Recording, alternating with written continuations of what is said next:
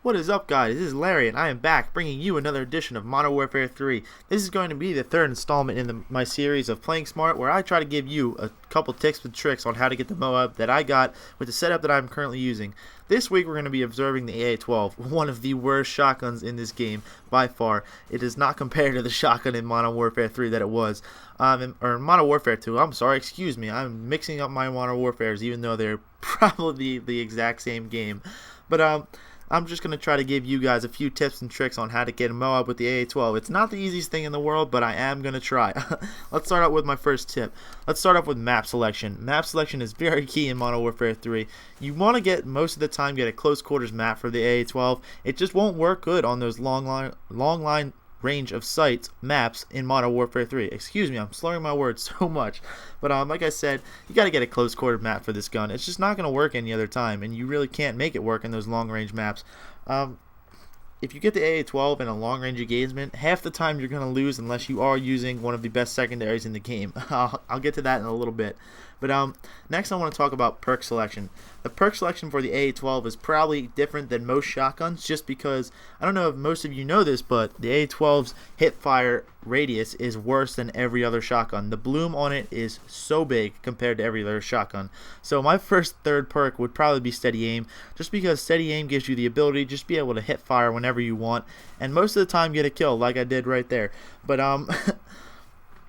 next, I want to use Hardline as my second tier perk, just because even if you miss and have to run away and say your teammate cleans up the kill, most of the time you're going to get an assist counts as a kill, so that'll put you up to your next specialist perk or your next kill streak or whatever you're using the AA12 with.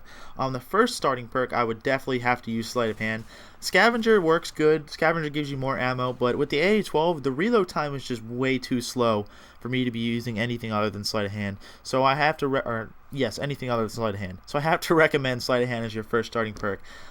As my specialist loadout, first thing I unlock is Sit Rep, just because Sit Rep is probably the most not underused, not anymore, but is the most powerful perk in this game. It counters dead silence, and it pretty much counters anything else. There's no counter to Sit Rep itself, though, so you want to use Sit Rep as your first unlock, just because when you're in those close quarter maps, you'll be able to hear anyone coming around a corner, and if you have the ability to think, I'm pretty sure everyone does, you can tell whether someone's running on a cobblestone stairway, or running on a ledge or railing or something, and you could tell where they are pretty much all of the time. For my next unlock, I'd probably use Scavenger, just because, like I said, the AA12 is a fully automatic shotgun and it goes through a lot of bullets. Most of the time, you're not going to kill someone in 1 to 2 bullets like most other shotguns. It's going to take you 3 to 4, maybe even 5 shots sometimes, depending on what proficiency you're using. So I'd have to recommend using Scavenger as your second unlock. My third one is Assassin, just because I hate being on the radar at all when I'm using shotguns. You have to use Assassin, just because it'll keep you off the radar and it'll keep you in the enemy spawn, because with the AA12, like I said, it all has to be close quarters and you're going to be in their face most of the time. There's no long range engagements with this gun. I don't recommend trying to use Assault or Support with this shotgun, just because with 3 perks alone, this gun isn't very good. It's not a good choice of weapon to use in any kind of situation, I'd have to say. Specialist gives it that kind of extra boost, just like it does any gun, but this one really needs that extra boost, so I recommend using Specialist most of the time with this gun. Like I said before, the engagements, you got to keep your engagements to maybe like 1 versus 1 or 1 versus 2 people. With 3, maybe even 4, you're not going to get that triple to quad feed with this gun unless they're all not looking at you and you hit them dead on, so you don't have to reload it all. So I'd keep the engagements to a low minimum of 1 versus 1 or 1 versus 2. You can't really get any higher than that. With this gun, you really have to play more conservative. You always have to check your corners. You always have to duck behind cover if you can.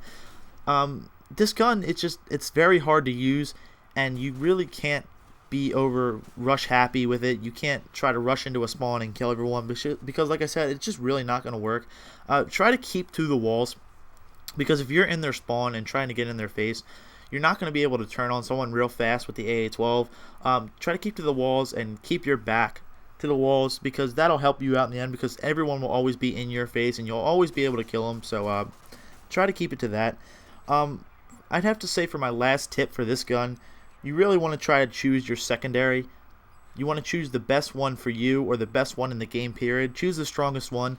I'd recommend using the Akimbo FMGs or the MP9 because the simple fact is they're both really, really good secondaries, and most of the time they're not going to get beaten by anything. The MP9 silenced is probably the best secondary in the game. The Akimbo FMGs used to be the best secondary, but with the 2 or 3 patches that they had, they're just not that good, so you really can't be doing it with those guns. So the MP9 is definitely my choice of secondary. Use it silenced, don't use it extended mags. I mean, extended mags is good, but if you were looking to stay off the radar, extended mags just isn't going to work for you. It doesn't work for me. I like using the silencer just like many other YouTubers. So use that. If you want to keep your engagements to all close quarters and you won't want to be in any lines of sight, then you can pick the FMGs because that'll work for you. But that's all really the tips and tricks I can give you for this episode, guys. I want to move on to a topic before this video comes to an end. I want to know what made you guys subscribe to me. I just recently watched Sig's video, and I want to know if people are actually still watching my videos or not.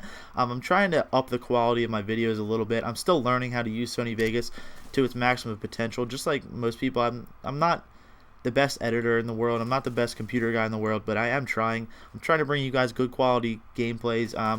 Modern Warfare 3 is kind of all the big commentators or the big gameplay getters are kind of out for Modern Warfare 3 right now, so I'm really kind of hoping on Black Ops to get my chance, Black Ops 2, I'm sorry, excuse me, to get my chance to be that big commentator, because right now I don't really see myself growing much in the future. I want to keep my subscriber base that I have now and kind of, you know, get you guys to watch my videos more and be my loyal subscribers that you are.